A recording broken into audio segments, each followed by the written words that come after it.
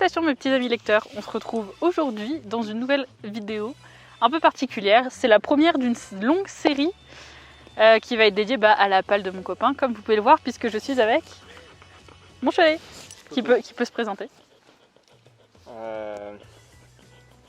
Voilà. Waouh, quelle présentation. Et il y a aussi un autre guest. Newton, présente-toi. Voilà, bref, je suis pas aidée. Donc Newton et Dylan, parce qu'il a même pas dit son prénom. Et comme vous pouvez voir, on est dans un joli cadre. Donc j'espère que tout va bien se passer et qu'on aura cette vidéo finale avec le joli cadre et qu'on aura du son potable parce qu'on a oublié les moumoutes. Enfin c'est lui, il a oublié les moumoutes. D'ailleurs, petit disclaimer au passage, c'est lui qui s'occupe du montage et de vous incruster tous les trucs à chaque fois que je parle et voilà.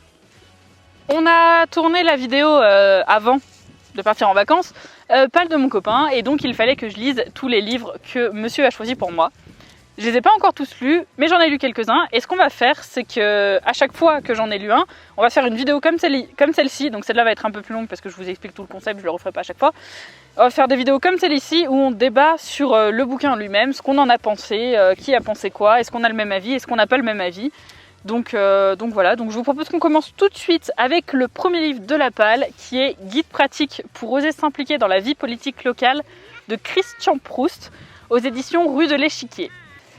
Je vous propose que ce soit lui qui commence puisque c'est lui qui l'a lu en premier et après je réagirai.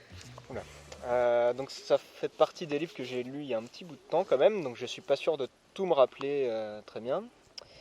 Je me suis fait une petite fiche, si vous me voyez regarder, c'est normal.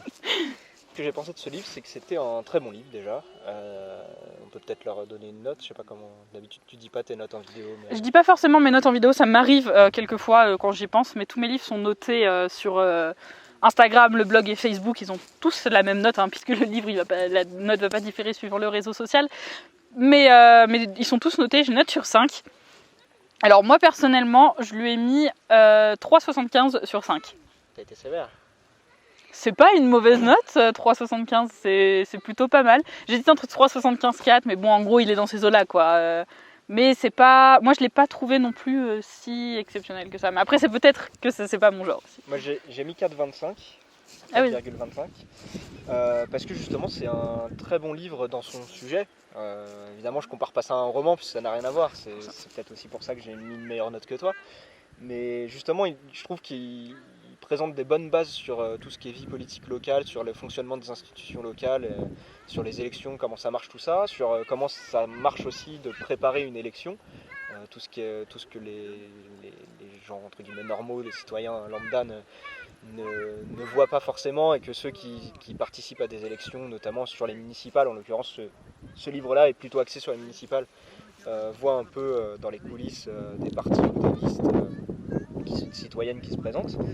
Il y a en plus des exemples concrets dedans, il ne fait pas que de dire oui c'est comme ça qu'il faut faire, il faudrait faire comme ça, ça devrait être comme ça. Non, il donne des exemples concrets. Il parle par exemple de Saillant, qui est une commune où il y a eu beaucoup d'expériences démocratiques qui se sont faites là-bas, une démocratie participative surtout, et il en parle. Il sait de quoi il parle parce que il a été fonctionnaire, il a travaillé dans ce domaine depuis des années, donc il a côtoyé divers élus à différents niveaux.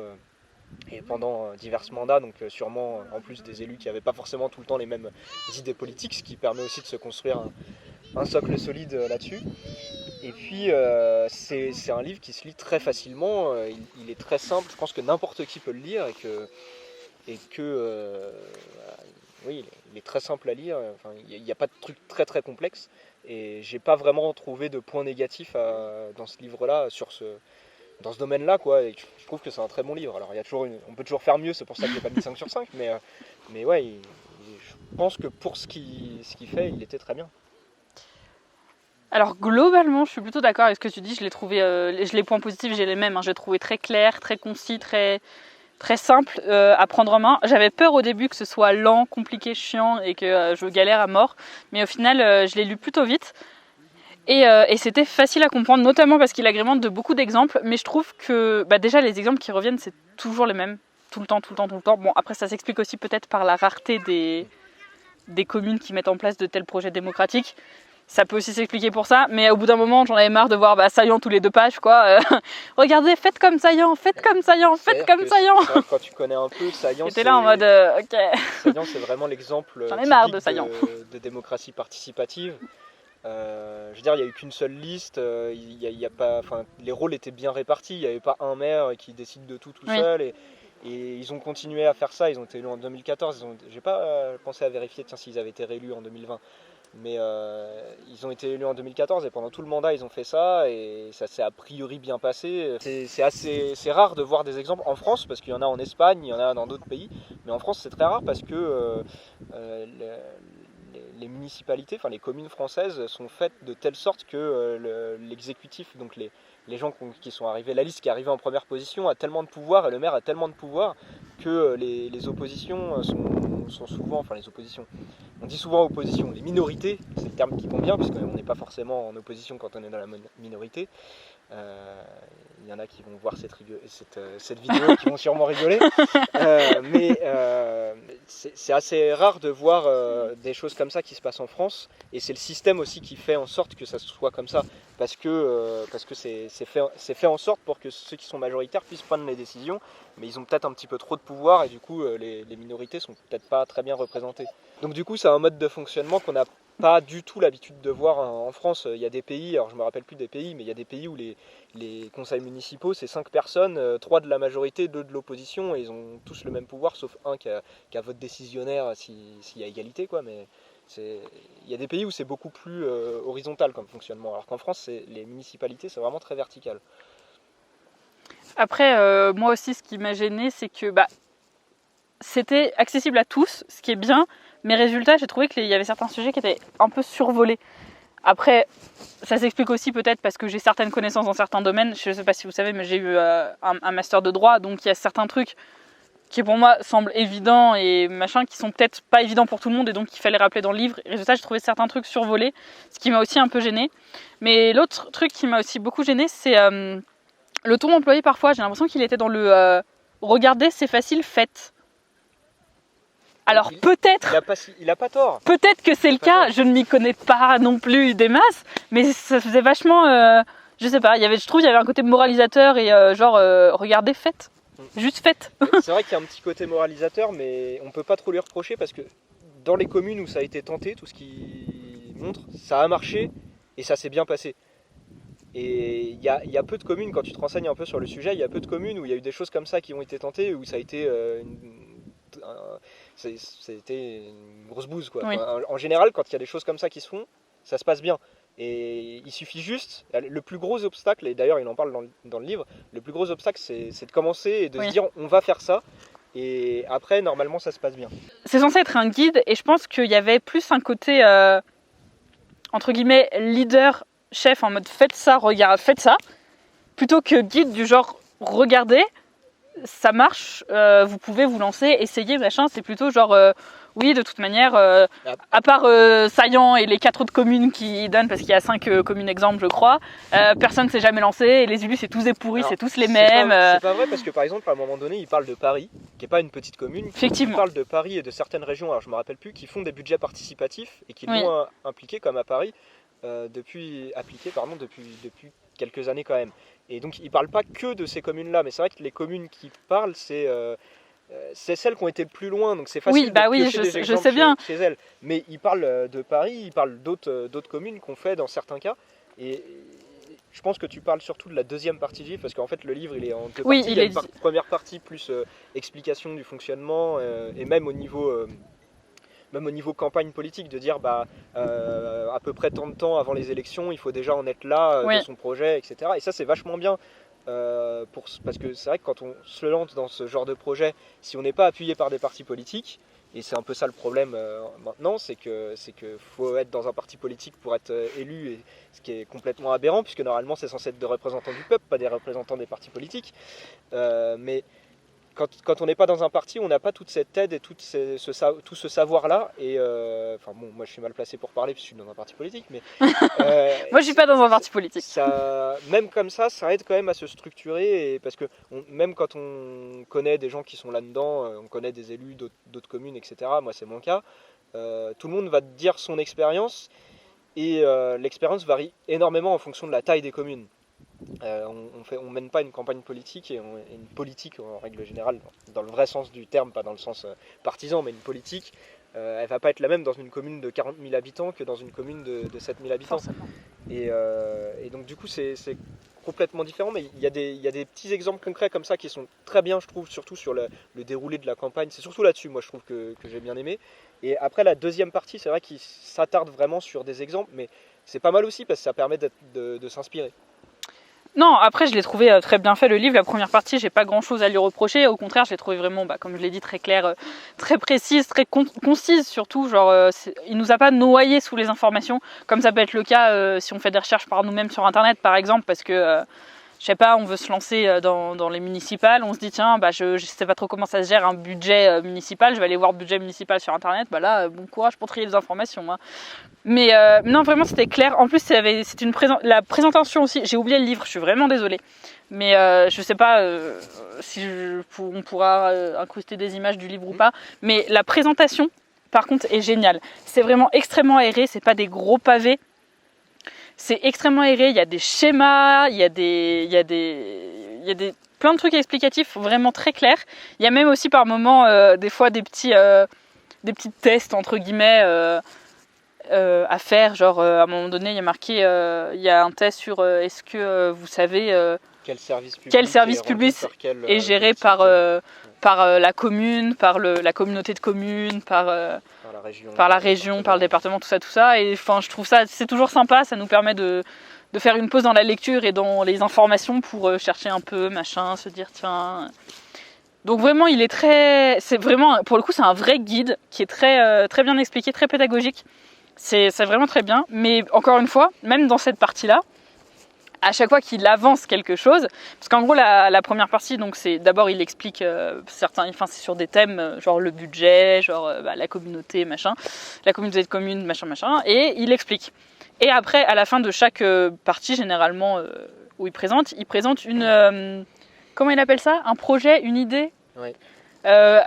pour que les communes soient plus démocratiques.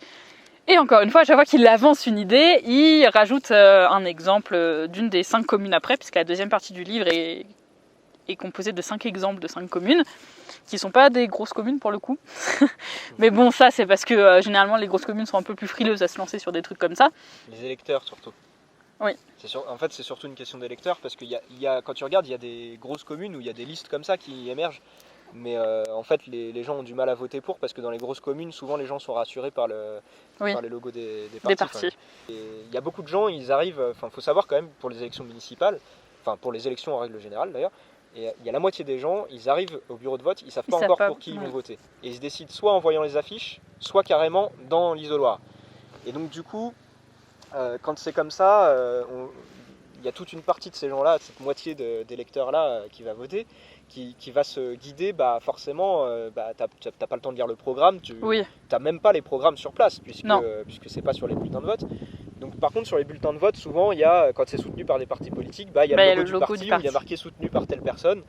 Et là tout de suite ça aiguille un petit peu sur les idées politiques qui vont être représentées par la liste ou par le candidat, c'est sûr. Oui, bon après c'est pas le fait que ce soit des petites communes qui me gênent, mais c'est vraiment genre cette partie-là et les petits encadrés projets que j'ai trouvé pour le coup très moralisateurs. Je pense que c'est aussi pour donner un coup de pied au cul à tous les élus qui pourraient lancer des choses comme ça et qui ne le font pas, mais je sais pas, je trouvais ça un peu facile derrière son livre d'écrire faites ça.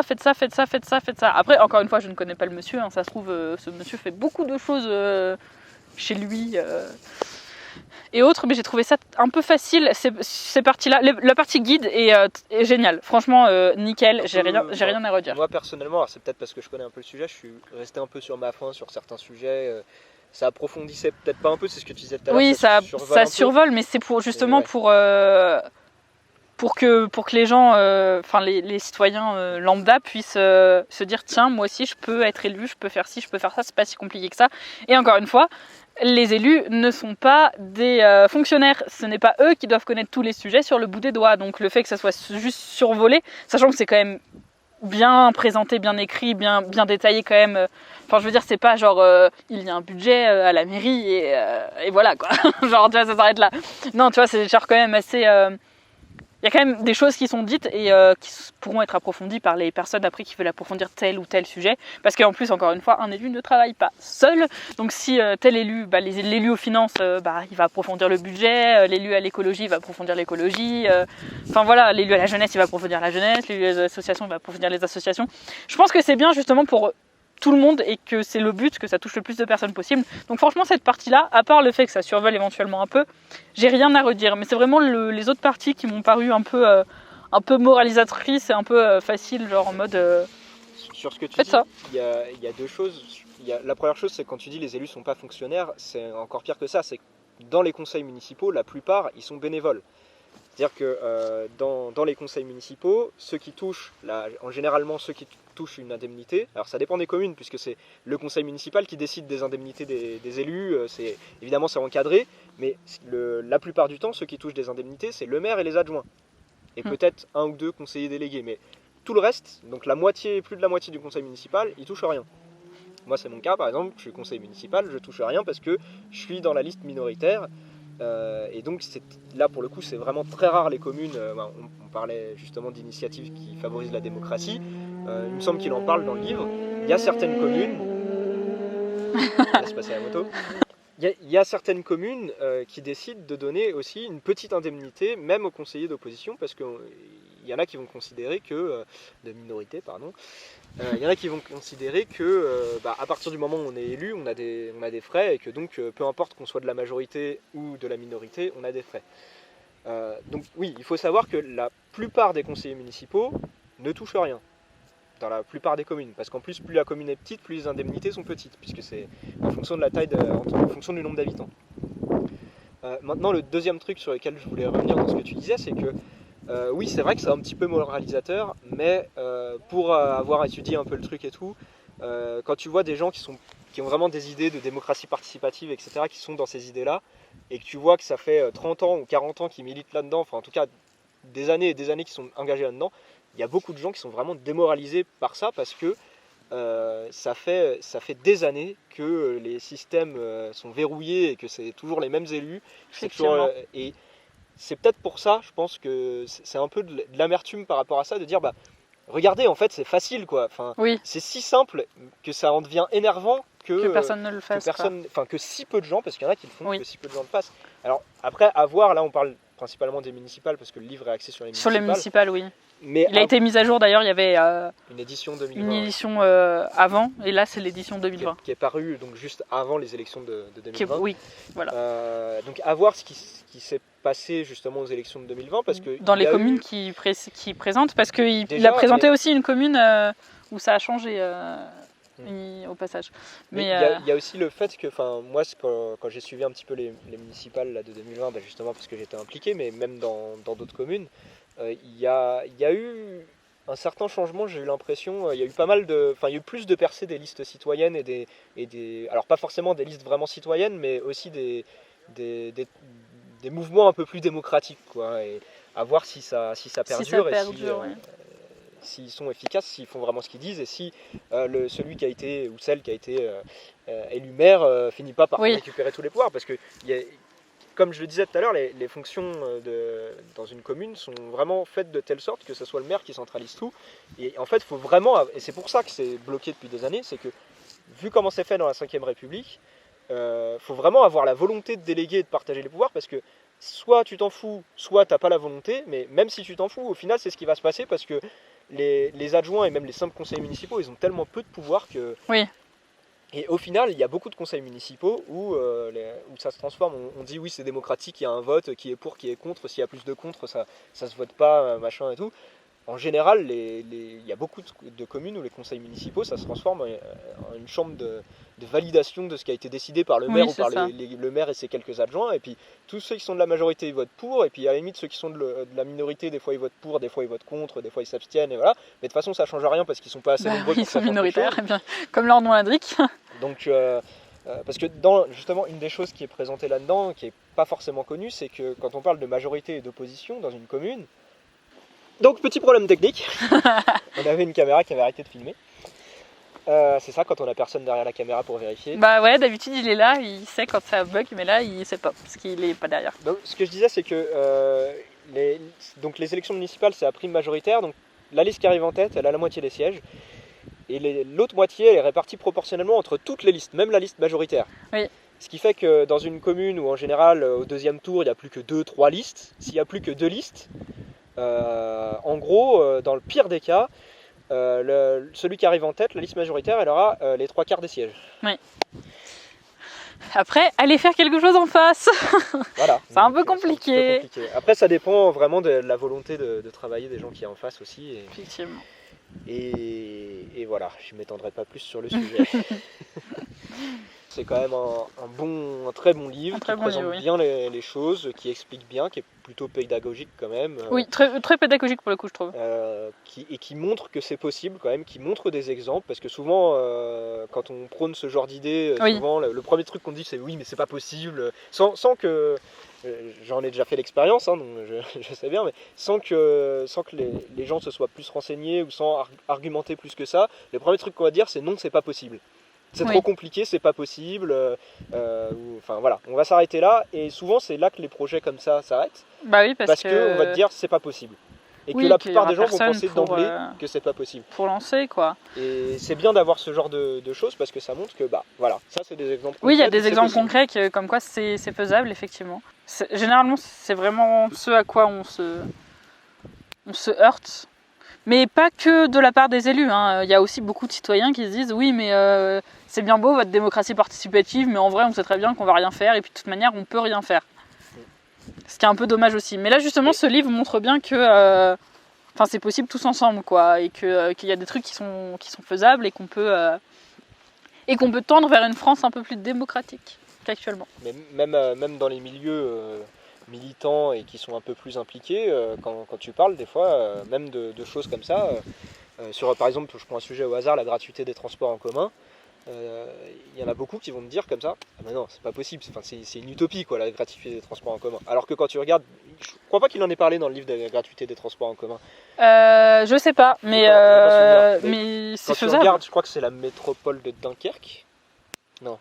C'est dans le nord, je crois. C'est pas possible. J'en sais rien, c'est possible. Je sais plus. Mais d'ailleurs, il y a celle de. Enfin, tu m'as dit ce matin, il y a celle de Montpellier qui essaye de mettre en place, la métropole de Montpellier qui essaye de mettre en place d'ici 2023, c'est ça? Ouais. La gratuité totale des transports. À partir de septembre, ça sera le week-end. C'est ce qu'ils avaient fait. Alors, je crois que c'est Dunkerque, je me trompe peut-être, mais je sais qu'il y a un endroit où ils l'ont déjà fait, une métropole où ils l'ont déjà fait. Ils avaient fait une expérimentation le week-end et après, ils ont prolongé à toute la semaine. Mais c'est possible parce que quand on regarde dans le détail, finalement, la partie qui est financée par les billets de transport et les abonnements de transport, elle est infime. Et donc, globalement, de toute façon, ce sont les régions, ce sont les communes qui payent les transports en commun.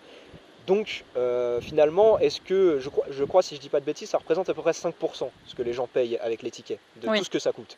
Donc finalement, est-ce que c'est pas possible de mettre 5% en plus et de faire la gratuité des transports en commun pour que les gens les prennent? Bon, après c'est toujours la même problématique, il faut qu'il y ait des transports en commun efficaces. Oui. Ça c'est encore autre chose. Pour le coup, pour avoir été à Montpellier plusieurs fois, je pense que ça a bien marché chez eux. Parce que les transports en commun sont plutôt efficaces. Pour avoir fait vivre à Paris et avoir été à Montpellier, les transports en commun sont quand même un peu plus efficaces à Montpellier qu'en région parisienne. Mais bon, on sait jamais, ça va peut-être s'améliorer avec les Jeux Olympiques en 2024. Sait-on jamais? Non, 2025, ça a été décalé d'un an, je ne sais plus. Non, c'est 2024. C'est ceux de 2020 qui sont oui, bah oui, je suis Tokyo. Oui, je suis un peu débile. Mais oui, je pense que donc comme quoi, et Montpellier n'est pas une petite ville. Non, mais il y a des exemples concrets dans de grosses villes. Quand je te disais tout à l'heure, à Paris, les budgets participatifs, il y a même des régions. Enfin, Paris, c'est une région. Non, c'est un département. C'est un département, oui. Ouais. Mais il y a même des régions qui le font, donc ça peut marcher. Alors c'est sûr qu'il faut encadrer, c'est sûr que ça s'accompagne. Je sais qu'à Paris, les premières années, c'était eux qui proposaient les projets pour que les gens votent pour les projets qu'ils préféraient, et qu'après seulement ça a été des projets proposés par les gens, alors qu'ils doivent répondre à un cahier des charges bien strict. Il y a tout un site internet pour ceux que ça intéresse. S'il y a quelqu'un qui arrive et qui dit je veux un toboggan qui descend de la Tour Eiffel, je suis pas sûr que... C'est privé en plus, la Tour Eiffel. Ah ouais? L'Arc de Triomphe aussi? Non. Bon bah un toboggan qui descend de l'Arc de Triomphe. Je crois pas. Ce livre même si je trouve qu'il a un petit côté moralisateur, si on enlève ça, qui peut être expliqué, comme l'a dit Dylan, par l'amertume de voir que personne, que peu de gens ne font rien. Si je dis pas de bêtises, Christian Poustre, il est à la retraite, donc il a fait toute sa carrière de fonctionnaire déjà derrière lui. Je crois qu'il a été, je sais plus, il occupait des postes quand même plutôt bien placés, d'encadrement quoi, dans les... Alors je crois qu'il a fait dans des communes, puis après dans des communautés de communes, je suis pas sûr de ce que je dis, mais je sais qu'il a vraiment travaillé toute sa vie là-dedans, quoi. Donc c'est quelqu'un qui maîtrise le sujet et qui a pu le voir de ses propres yeux, quoi. C'est pas que du théorique, c'est tiré d'une expérience, quoi. Oui, donc outre ce côté un petit peu moralisateur qui peut s'expliquer, comme l'a dit Dylan, par l'amertume, ce livre surtout il prouve que c'est possible, c'est faisable, que ce soit dans une grande commune, et que surtout, très important, tout le monde peut y participer, que ce soit moi, que ce soit vous, que ce soit Jean-Pierre, 45 ans maçon, que ce soit n'importe qui, quoi. Et c'est le but de ce livre aussi, c'est de dire que regardez, c'est accessible, et si vous comprenez pas, je vous mets dans le livre ce qui peut être utile. Et je pense que il réussit vraiment le job qu'il s'est mis de rendre accessible à tout le monde ce milieu-là, et de pouvoir redonner un petit peu la politique locale aux citoyens et non aux partis. La politique, ce mot qu'on emploie souvent dans un sens négatif, qui à la base quand même, c'est quand on parle de politique, moi en tout cas quand j'en parle, et quand tu l'as utilisé aussi, c'était dans ce sens-là, c'est vraiment la façon dont on gère les choses, pas la politique, les gros politiciens, oui, les politiciens qui font des magouilles et compagnie. Souvent quand on dit politique c'est dans ce sens-là, mais il y a beaucoup de vent, j'espère que vous allez nous entendre, mais que d'ailleurs il fait un peu frais. Effectivement. Mais que oui, à la base c'est quand même noble la politique. Oui. C'est des citoyens qui s'emparent des sujets communs pour essayer de les résoudre et pour le bien commun, quoi. C'est pas les élus qui se remplissent les poches et qui à la base c'est pas ça la politique. À la base. C'est ce que ce livre essaye de défendre. Effectivement. Je pense qu'il réussit bien ce qu'il veut. Donc je pense que c'est un bon livre.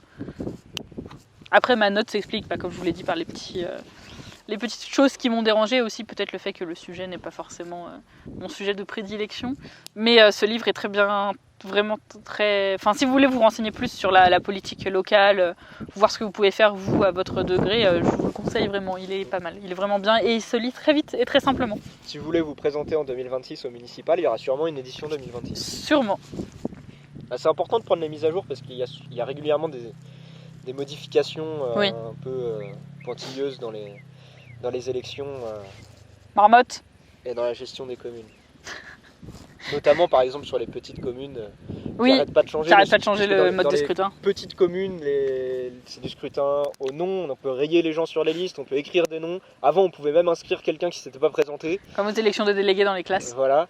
Et en fait avant c'était les communes de moins de 3500 je crois, après ça a été baissé à 1000, je sais qu'ils n'arrêtent pas de baisser et que le but c'est de supprimer les toutes petites communes. Oui on a bien vu. Mais bon, en tout cas c'est un très bon livre que je vous recommande si vous voulez en savoir plus sur le sujet ou même si vous voulez avoir des exemples de démocratie qui fonctionnent bien, si jamais vous en connaissez déjà un rayon sur le sujet abordé. Et on va vous laisser là. On espère que cette vidéo va fonctionner. Sinon, vous aurez juste des images de nous comme ça, sans son, sans rien, et puis des images de nous quand on aura retourné. Sur ce... C'est beau derrière quand même. Ouais, c'est beau, regardez. Sur ce, je vous souhaite rien du tout. À la prochaine. Je vous aime pas. Le prochain livre, c'est... Je vous dis, la prochaine vidéo donc. C'est moi qui ai fait la palle et je ne me rappelle plus. Mais je vais récapépète un peu. Donc ça, c'est la première vidéo d'une longue série. On va en sortir une par mois. Si tout se passe bien. Si tout se passe bien. Sur chacun des bouquins qui a été présenté dans la palle. Donc la vidéo qui sera normalement juste avant. Parce qu'il me semble que ces deux-là sortent ensemble. Non. Ils sortent dans le même mois. C'est celle d'avant, quoi. La vidéo d'avant, c'est celle-là. Oui. C'est celle de la palle. Oui. Ok, donc la vidéo juste avant, normalement, c'est la palle. Et donc, il y aura une vidéo sur chacun de ces livres, comme je vous l'ai dit au début. Ça va être à chaque fois un petit débat dans le genre. Et donc, normalement, il y a un livre par mois, si on arrive à tout tourner comme il faut. Et donc, le prochain livre, c'est ce qu'ils n'ont pas pu... Non, ce pays que tu ne connais pas ? Oui, ça doit être ça, oui.